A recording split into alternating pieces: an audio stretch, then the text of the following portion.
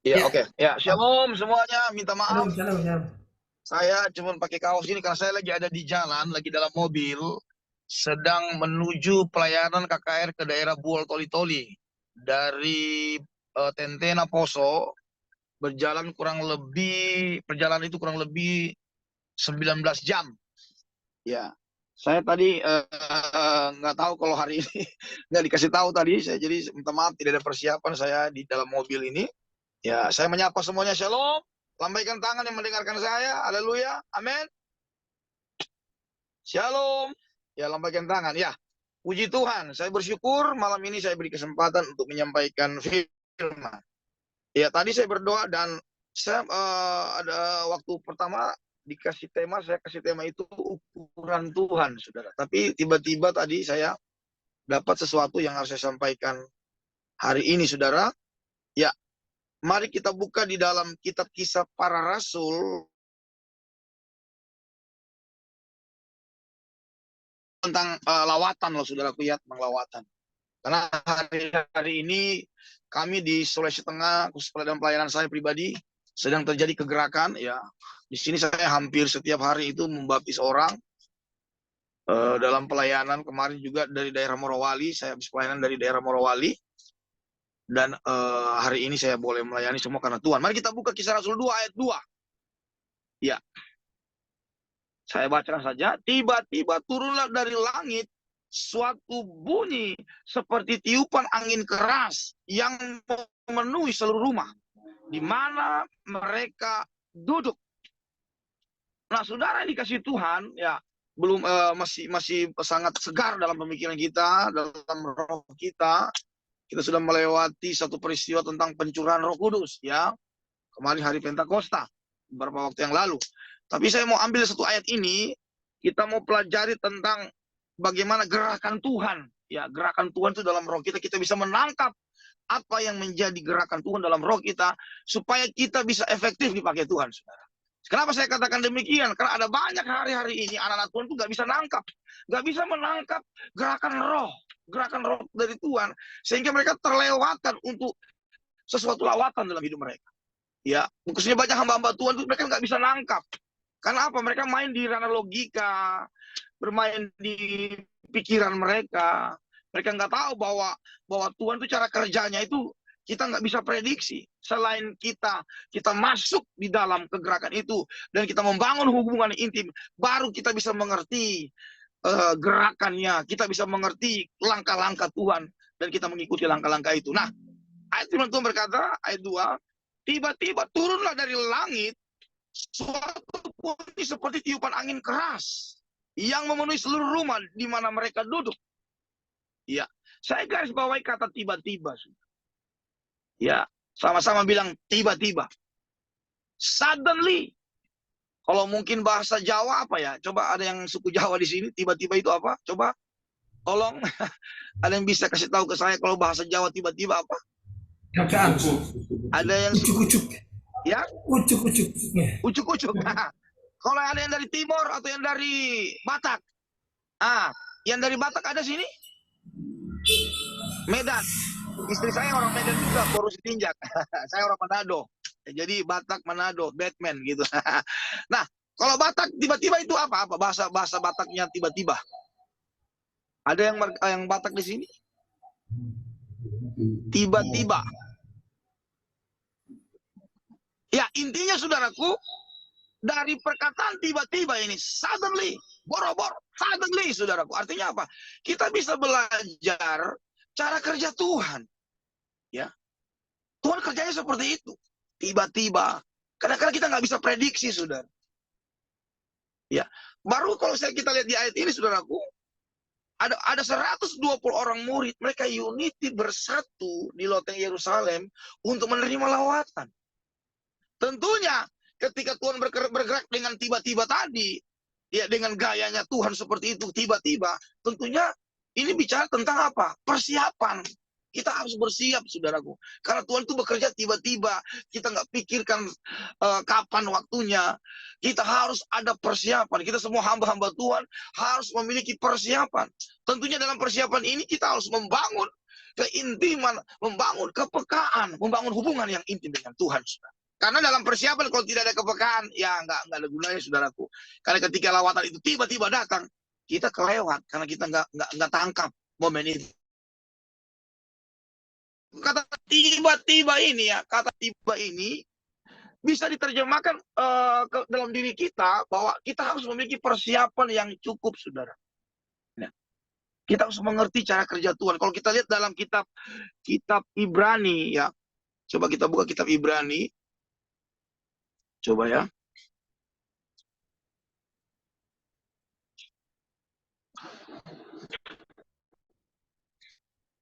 Ibrani 12 ayat 29. Ibrani 12 ayat 29. Kenapa saya harus ambil ayat ini?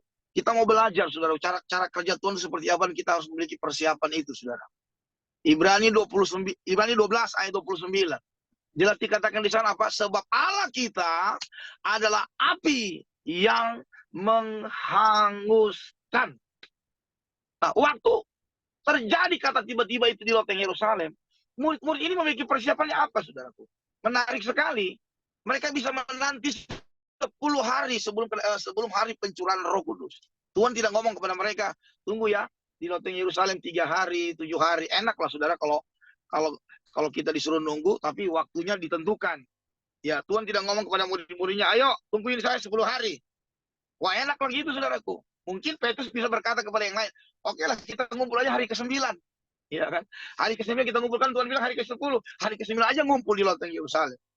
Tapi Tuhan cuma ngomong begini kepada para murid, tunggulah di Yerusalem sampai kalian diperlengkapi dengan kuasa dari tempat yang maha tinggi. Tuhan sedang mengajar murid-muridnya untuk taat dan menunggu, menantikan Tuhan. Ini penting loh, saudara. Menantikan Tuhan. Ini bagian dari persiapan. Persiapan dari kata tiba-tiba tadi. Menantikan Tuhan. Alkitab berkata, orang yang menantikan Tuhan akan mendapat kekuatan baru. Mereka seperti burung rajawa yang terbang tinggi. Iya kan? Jadi poin yang pertama apa? Menantikan. Dan menunggu dengan ketaatan. Coba Anda bayangkan, saudara. 120 orang murid ngumpul di loteng Yerusalem. Nunggu. Nggak tahu kapan. Ya, pekerjaan yang paling bosan adalah apa? Yang paling berat. Menunggu loh, saudara. Pekerjaan yang paling bosan itu menunggu, saudara. Menunggu 10 hari. Coba Anda bayangkan, saudara. Dari 120 orang murid ini, ada salah satu saja yang biang keroknya, saudaraku ya. Biang kerok perpecahan. Wah, pasti saudara bubar. Mungkin yang satu ngomong kayak yang satu, ngomong begini, menjelekkan yang satu. Aduh, udahlah, ngapain kita di sini? Yuk kita pulang. Yuk kita gini, ngapain nunggu lama-lama? Jangankan 120 orang murid, loh, saudara. Dalam 5 orang aja, tiap hari ngumpul ngelihat muka dengan muka, kita bosan lah, saudara. Tapi ini mereka menunggu 10 hari. 120 orang murid menunggu 10 hari. Ada satu seperti dalam tanda kutip ya, seperti Tuhan memaksa mereka dalam satu keadaan menantikan Tuhan.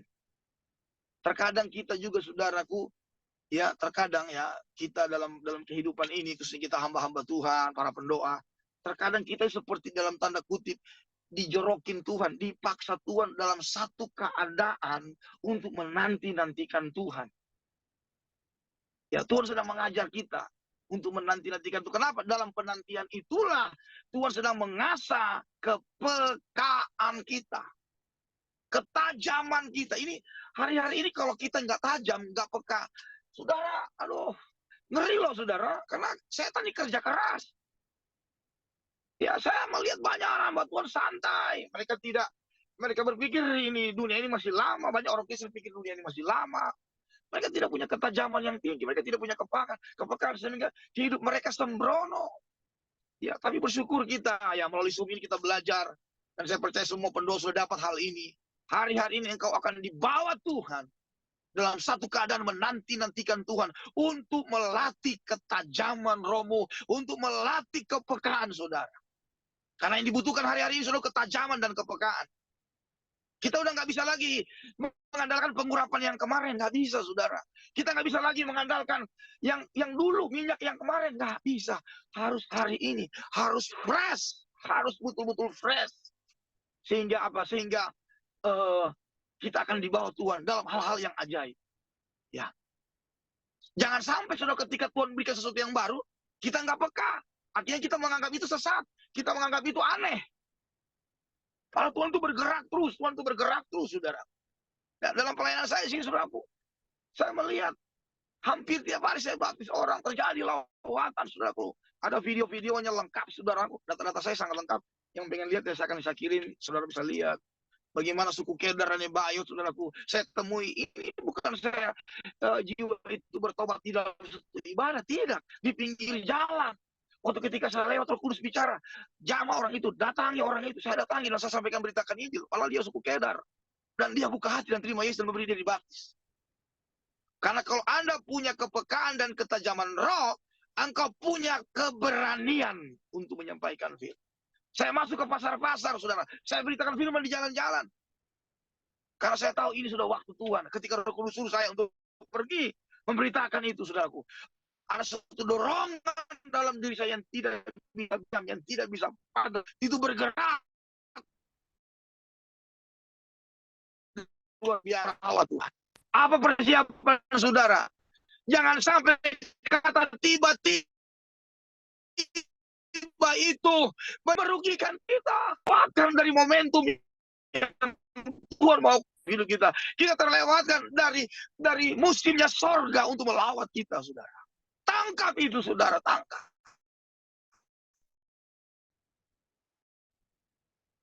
Injil kepada engkau, layani pembantumu, sampaikan firman kepada opungmu, kepada tulangmu, kepada langgorumu, sampaikan itu, jangan tahan-tahan, jangan takut, saudara. Ingat, penakut itu tidak mendapat bagian dalam kerajaan Allah. Yang saya mau bilang kepada saudara hari ini, mari tangkap api. Saya akan berdoa saudara supaya sebentar Anda tangkap api itu dan Anda berkobar-kobar. Anda ingat nggak ada dua orang murid Yesus? Mereka berjalan dari Yerusalem ke Emmaus, mereka pulang kampung. Kenapa mereka pulang kampung? Karena apa yang mereka harapkan tidak terjadi.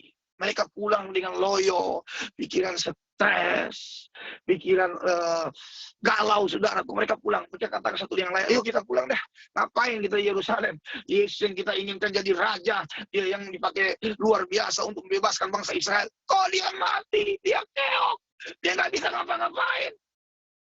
Bahkan kuburnya kosong, diambil. Mayatnya diambil. Pulang. Kalau mereka sedang berjalan menuju ke Emmaus, tiba-tiba Yesus menghampiri mereka. Alkitab berkata, mereka nggak kenal Yesus. Kan sangat aneh loh, saudara. 3,5 tahun sama-sama mereka melihat Yesus dalam pelayanan sama-sama. Kok mereka nggak bisa kenal Yesus? Tapi Alkitab berkata ada sesuatu yang menghalangi mereka. Orang kalau lagi galau, orang kalau lagi stres, kadang-kadang dia sudah nggak bisa lihat Tuhan ketika Tuhan datang kepada dia dengan berbagai macam cara. Apa yang terjadi, saudara? Berbicara, Yesus mengatakan firman. Dan ketika sampai di Emmaus, mereka memaksa Yesus untuk masuk ke dalam rumah. Dan ketika Yesus masuk, Yesus menyatakan dirinya sebagai Yesus yang telah bangkit dari kematian. Kemudian Yesus hilang dari hadapan mereka. Kedua orangnya berkata, pantesan waktu tadi hati kami, roh kami berkobar-kobar ketika dia menyampaikan firman. Ini yang harus dimiliki oleh gereja. Ini yang harus dimiliki oleh hamba Tuhan. Roh yang berkobar-kobar. Roh yang berkobar-kobar ini akan membakar setiap kelemahan-kelemahan kita, saudara. Kita butuh api. Allah kita berkata, Allah itu adalah api yang menghanguskan. Anda lihat, dalam perjanjian lama ini, Bapa Allah Yahweh itu menyatakan dirinya melalui api semak yang terbakar kepada Musa. Musa datang, saudaraku ya. Musa datang mendekati semak yang terbakar. Tuhan berbicara, Musa tanggalkan kasutmu karena tempat yang kau injak tempat yang kudus. Itu Allah menyatakan di kekudusannya kepada Musa dengan kelihatan api. Kemudian yang kedua, waktu Elia berhadapan dengan 450 Nabi Baal, apa yang terjadi? Ya, bertanding mereka dengan 450 Nabi Baal. Kemudian Elia berkata, bikin kalian mesbah, taruh korbanmu, kami juga bikin mesbah. Kemudian panggillah Tuhan, Tuhanmu ilahmu sendiri. Allah yang menjawab dengan api, dialah Allah. Nah, kita cari ayat itu di mana, saya sudah lupa ayat itu, coba kita cari. Allah yang menjawab dengan ayat 1 Raja-Raja, ayo kita buka 1 Raja-Raja 18 ayat 24. 1 Raja-Raja 18 ayat 24. Ayo kita buka. Ya, 1 Raja-Raja 18 ayat 24. Bisa ditampilkan? Ya. 1 Raja-Raja 18 ayat 24.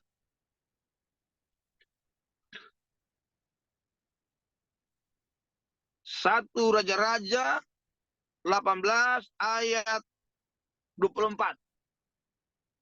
Saya mohon kalau bisa ya salah satu yang bisa membacanya atau Ibu Ninik Meliawati bisa bantu baca? Ibu Ninik.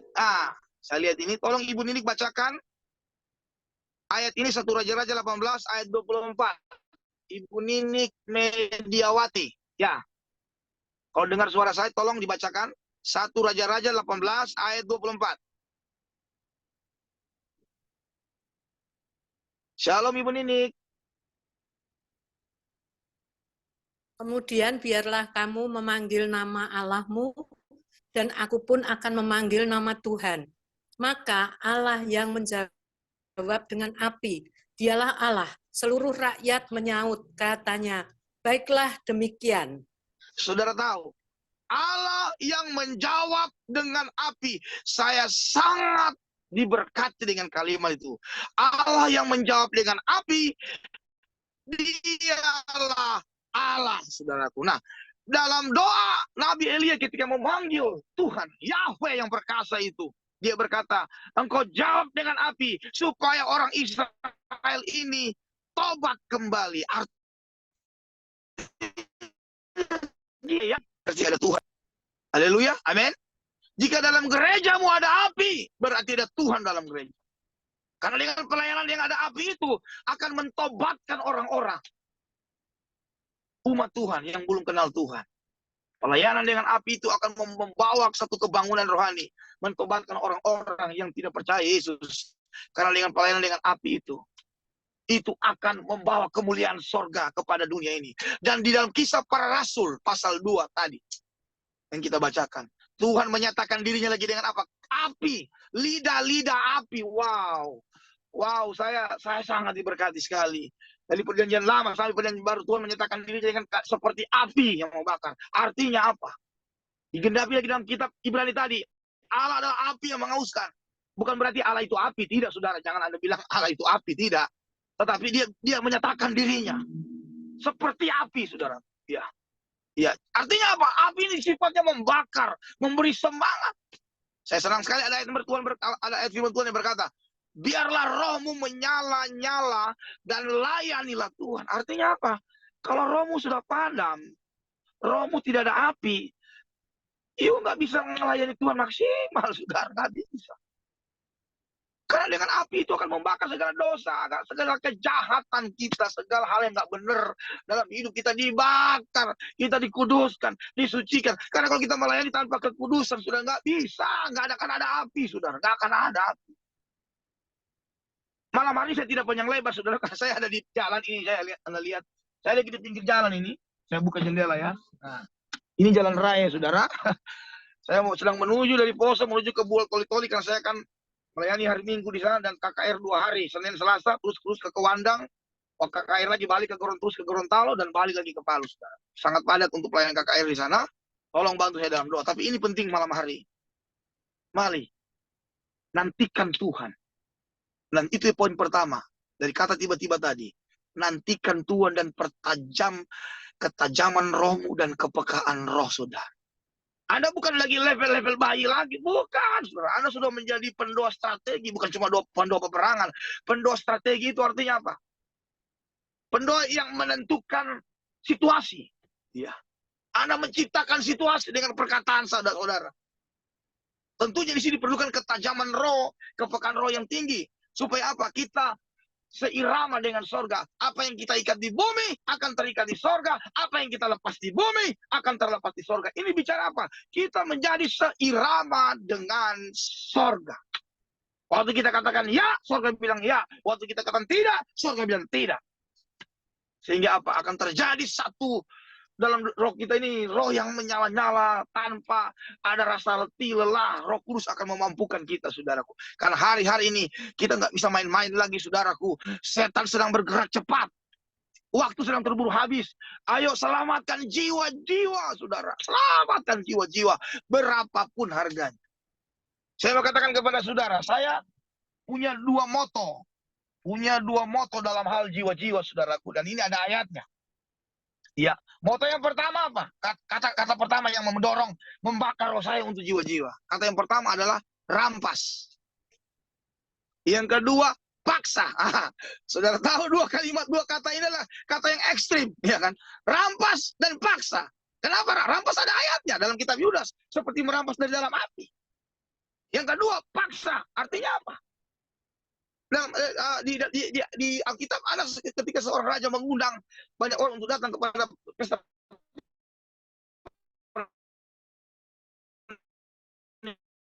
yang pergi paksa orang-orang. Dalam jiwa-jiwa mencari jiwa-jiwa, saya pakai dua kata ini. Rampas dan terjadi sendiri. Bagaimana realisasi dari dua kata ini, saudaraku? Rampas, paksa, tingkat ekstrim dalam kita cari nama, membesarkan diri, membesarkan gereja kita sendiri. Tapi kita hari-hari ini cari jiwa-jiwa sebanyak-banyaknya. Beritakan Injil, beritakan selagi kita bisa beritakan supaya banyak yang diselamatkan oleh. Nah, itu yang pertama. Dalam penantian itu kita memiliki satu kepekaan, dipertajam kepekaan dan ketajaman roh kita. Yang kedua, ya, ke 120 orang murid ini, kenapa mereka bisa bertahan sampai hari ke-10? Karena ada unity. Ya, ini sudah tahu semua lah. Unity. Ada unity, ada kesatuan hati. Di mana ada kesatuan hati, di situ kuasa Tuhan bekerja luar biasa. Saya punya pendoa di sini, saudaraku. Mereka setiap hari doain saya. Ini setiap hari mereka berdoa terus, menopang pelayanan yang saya lakukan, saudaraku. Dan saya sudah keliling seluruh ini, Sulawesi ini, ke Toraja, ke beberapa tempat yang okultismenya kuat. Saya melihat, saudara, kemarin saya bahas lagi di daerah Pulau Pelin, 3-2 orang, dan terus berjalan terus jiwa-jiwa. Saya cuma minta satu sama Tuhan. Saya tidak minta kekayaan, Tuhan. Saya tidak minta popularitas. Saya tidak minta harta dikenal, enggak usah, Tuhan. Saya cuma minta jiwa-jiwa diselamatkan bagi kerajaannya. Jadi itu yang pertama, nantikan Tuhan. Pertajam dalam penantian Tuhan, pertajam ketajaman rohmu dan kepekaan. Yang kedua, unity. Dan yang ketiga, saudaraku, yang terakhir, 120 murid ini di loteng Yerusalem, mereka tidak gosipin orang. Mereka tidak lakukan hal yang di luar daripada kehendak Tuhan. Mereka ada di sana dalam kesatuan hati, memuji dan menyembah Tuhan. Pujian, penyembahan. Perbanyak intensitas pujian dan penyembahan, saudara. Anda harus perbanyak setiap hari, setiap dalam roh dan kebenaran. Engkau angkat, perbanyak loh, saudara. Kalau engkau ada, tarik hatimu, bawa hatimu kehadiran Tuhan. Sembah dia dalam roh dan kebenaran. Bukan merasakan aliran-aliran yang dahsyat dan luar biasa. Demikian yang saya sampaikan. Saya akan doakan saudara. Ayo kita berdoa sebelum saya tutup, karena saya harus jalan. Mari semua, saya mohon semua buka videonya. Saya akan arahkan tangan kepada saudara, dan biar Anda menerima api yang baru, lawatan yang baru. Oh, rabatakaralaba, shikaralabalaba, santakarabalaba. Bapak, Bapa, dalam nama Yesus. Hamba berdoa buat komunitas ini, Bapak. Oh Tuhan, bakar roh mereka malam hari ini. Aku berdoa biar pengurapan Tuhan turun dalam hidup mereka. Di dalam nama Yesus, dalam nama Yesus. Aku berdoa kuasa Roh Kudus turun dalam hidup mereka, mengurapi mereka. Ada beberapa dari saudara, engkau sedang Tuhan bicara jelas. Pergi sampaikan firman kepada keluargamu yang belum percaya. Jangan takut, roh keberanian turun dalam hidupmu. Sampaikan Injil kepada orang-orang yang belum terima Tuhan Yesus. Hari ini, malam ini, kau terima perintah Tuhan itu. Kau terima pengurapan itu yang Tuhan berikan kepada untuk memperlengkapi engkau.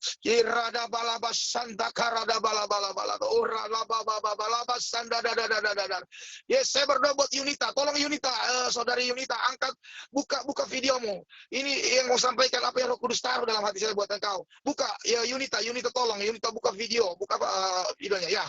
Saudari Yunita, Kurada Basyanta Karala Basyanda Dada. Aku berdoa buat Yunita, angkat tanganmu kepada Tuhan. Indara Basyakarala Dada. Tuhan jamah dia Bapak.